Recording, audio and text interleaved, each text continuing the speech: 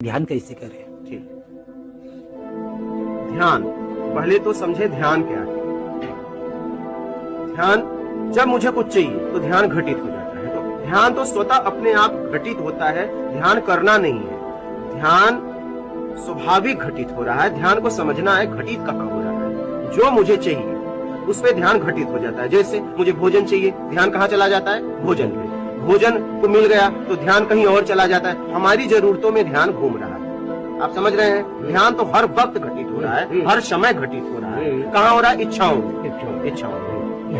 ठीक है, तो अब आप चाहते हैं कि परम ध्यान जो है आपको घटित हो, जो आपको प्रसन्नता दे, तो निर्विकार होने के लिए आप धारणा बनाइए। पहले आपको धारणा करनी पड़ेगी। चाहिए में ध्यान घटित होता है। तो आप देखिए, जो आपको चाहिए धारणा बनती है, ध्यान घटित हो जाता है। धारणा, ध्यान, समाधि, तुम ब्रह्म। समझ रहे हैं? तो आप जो है निर्विकार होने के लिए धारणा बनाइए कि मैं छल कपट चोरी बेईमानी चापलूसी मकारी धोखा पाखंड से कैसे मुक्त हो जाऊं। जब इसके लिए आप पक्की धारणा बनाएंगे तो ध्यान उस पर घटित होगा और अपने आप धारणा, ध्यान, समाधि, तुम ब्रह्म अपने मैं तक पहुंच जाओगे।